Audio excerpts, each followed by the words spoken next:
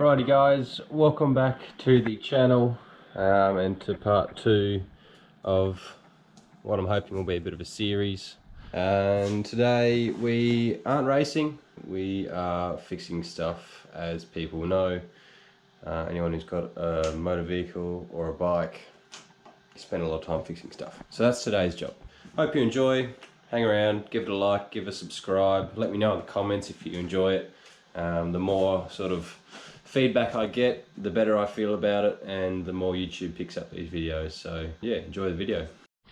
So I don't have much room in this spot here, so we're just going first on the stand, my bike. As it was from when we washed it, still got the airbox protector in there, and we're doing a filter. I've just dumped the old one into here. Obviously it's got all the dirt and everything still in it, but I've just got that sitting in there. It is, no brand. It's just Motul filter cleaner.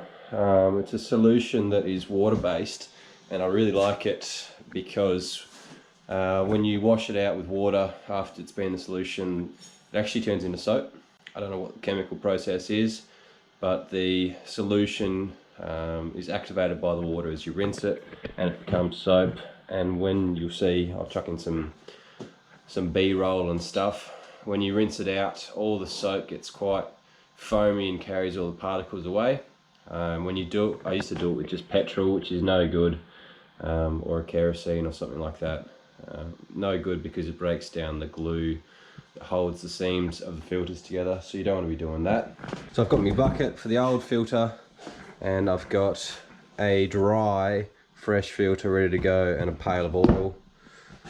2 filters works way better than having the one, because you can just swap one in, swap one out, and you have to wait, and you can just do your filter maintenance more regularly. So yeah, I'll just show you a quick sort of how I do it. It's worth doing this outside as well, because this solution stinks. I don't know what the active ingredient isn't.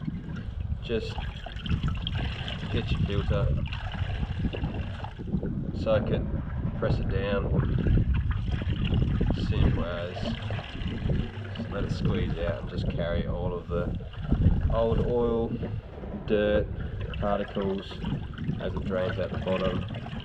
The reason I also like this kit is because it comes with this little mesh at the bottom of the drum. It just keeps all the sediments and crap that drops out of these down at the bottom, so when you're wringing it and squishing it and pressing her in there, you're not actually just jamming the foam back into the crap. Just wanted to point out that you can still see, I hope, maybe not, little bits, granules of stuff that's still trapped in the filter. This is just the dye of the solution, but that is the stuff that comes out in the next process when you actually rinse it out with water. I don't know if you can catch any of the stuff coming down the glove, but it just brings out all the rest of the sand and grit and the stuff that is caught in those fibres way better than any other kerosene or petrol or whatever you want to be using. Now if you are using a product like the Motul air filter cleaner like I am, just make sure you run it under water until it's clean and clear, and that the stuff you're squeezing out is just water. If you're still squeezing out the soapy activated stuff, you know the product isn't out of the foam yet. And I mentioned it in one of my other videos, but that is one of the biggest things that I hate to see people doing online, is putting fresh filter oil back into the foam cells when they've still got the solvent and the cleaner within that cell. So there's no point doing that. If you're putting fresh filter oil into your foam filters straight away after you've washed it, and you've still got that solution in there that's meant to be breaking down that oil, it's just going to start busting up your fresh oil straight away, and then you're going to have it dripping out of the airbox, down on the swing arms and everything like that, and making a hell of a mess, and then you don't have any oil in your filter, or you have a compromised oil left in your filter. So make sure you dry the product out, and that is why having 2 filters at a time is advantageous, because if you don't have 2 filters at a time, you're going to be rushing to put your filter you've just washed straight back in the bike, all oiled up, and it's not going to be working correctly, most likely. You get the picture, I'm harping on about it. But just dry them out and make sure there's no solvent left in the foam. Now's a good time after you've finished washing it to double check that the filter is actually ready for another use.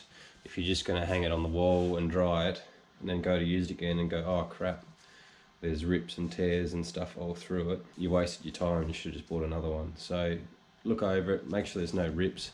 This one actually looks like it might have a rip just through here. Yep, it does. So that's got a tear through it, and if that goes all the way through the foam, you best believe that dust is getting through that. No matter how well you oil it up and put it back in the bike, probably going to be compromised. So I'm going to make sure this isn't going all the way through, but highly likely I'm actually going to probably throw this one out. It's quite old too.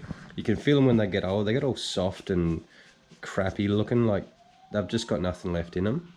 This is the original Twin Air, the one that's off the bike from factory, and then this is the aftermarket one I've bought, and it's quite a lot firmer compared to that one, which is just real floppy, and this one is quite firm. I know you can't tell that because you're not feeling it, but just promise you'll feel like when the foam seal is getting old and needs replacing, or it's got a tear in it. Throw it out if it needs thrown out. They're not expensive. A top end or a bottom end is expensive.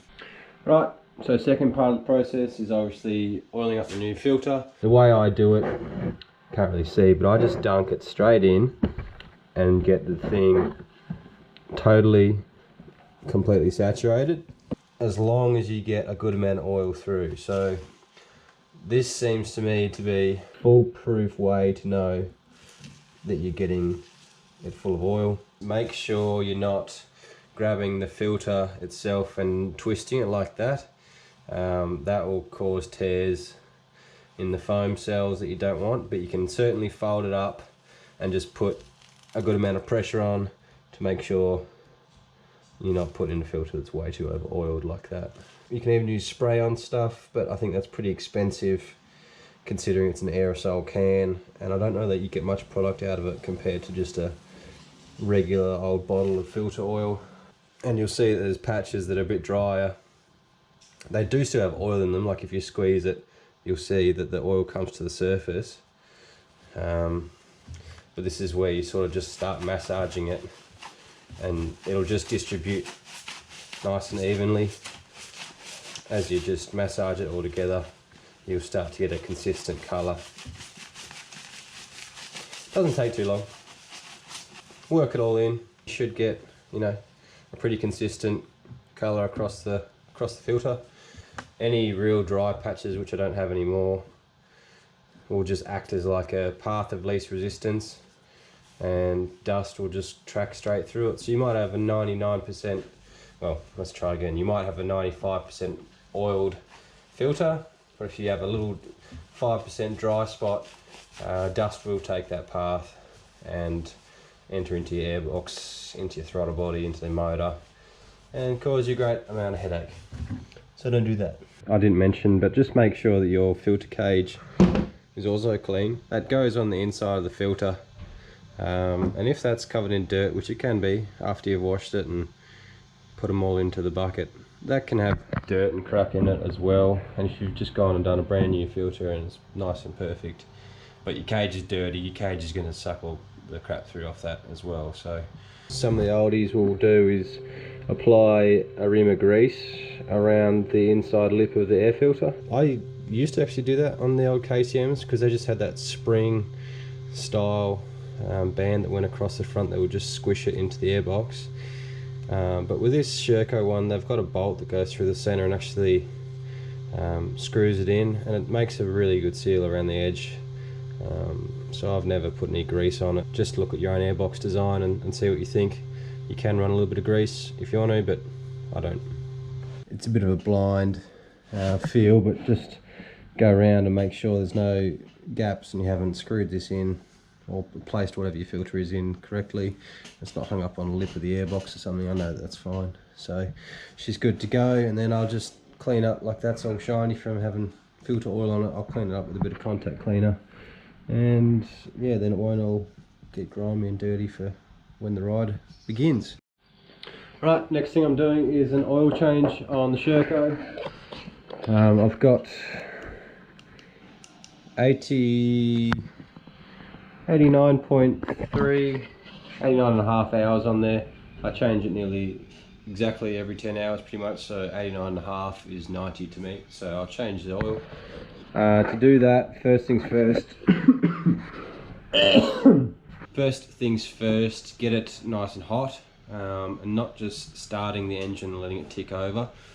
You should really go for a quick zip around the block or around the street or wherever you are, and make sure that the engine and the gearbox itself is actually turning over. It'll spin up all the sediment and stuff and sludge that's sitting in the bottom of your cases, so that when your oil pulls out of the engine cases, it drags all that stuff with it.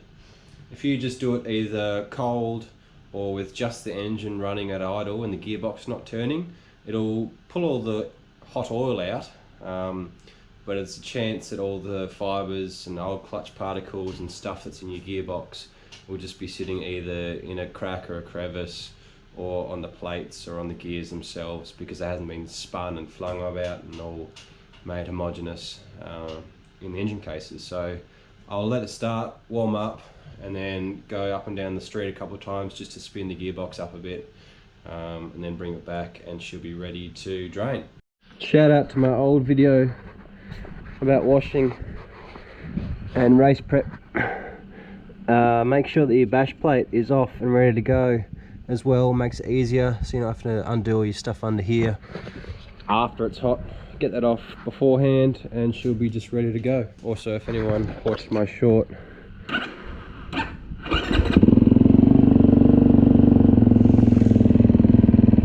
I fixed the starter motor. Yay. Final note, also don't be a stupid moron and leave a rag in the air boot and try and start your bike. I just had to pull the filter out again, because guess who left the rag in the boot? I put that there after washing it, just so I knew no water would get through, and I went and put this brand new filter on. But in there, I just sent it through in my throttle body. What a twat.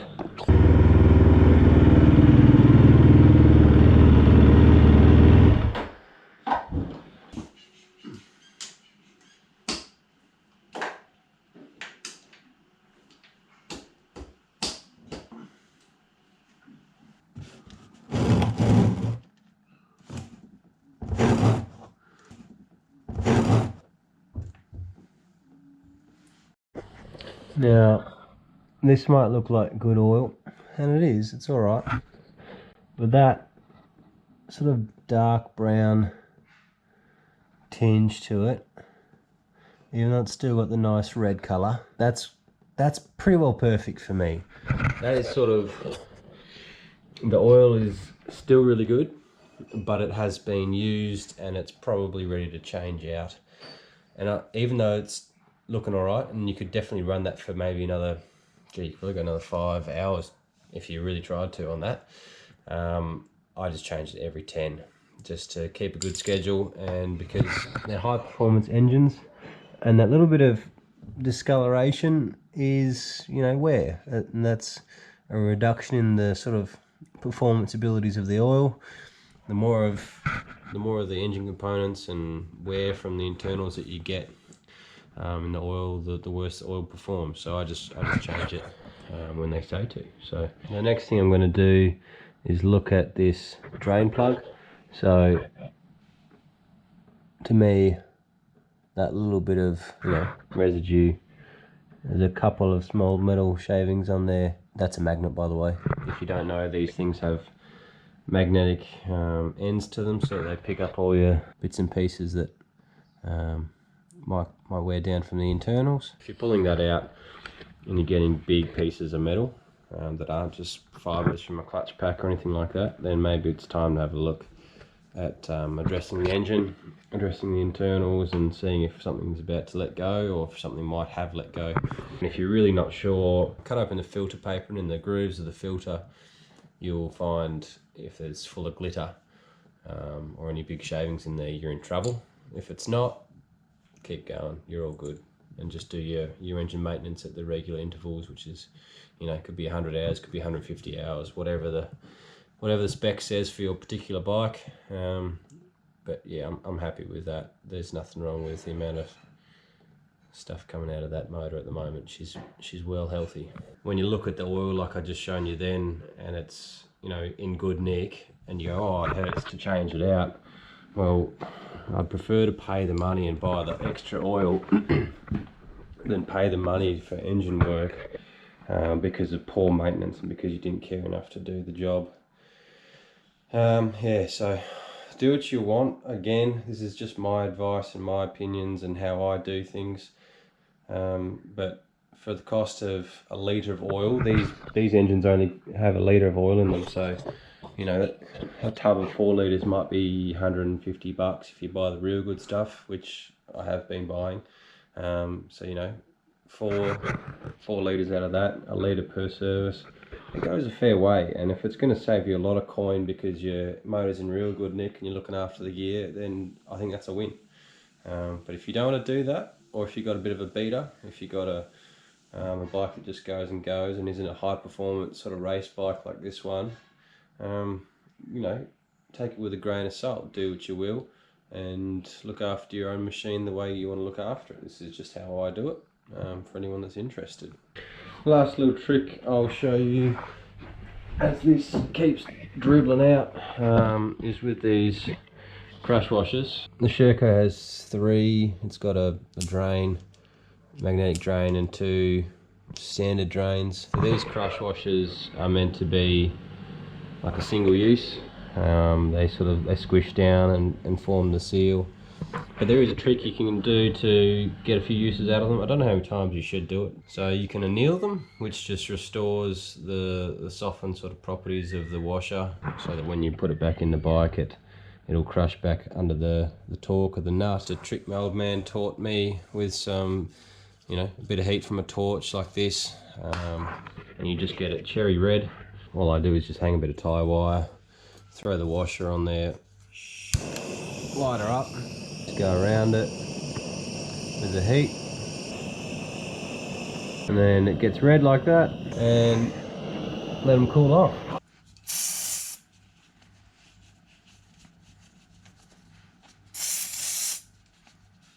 The next thing I do is actually lay the bike over like this.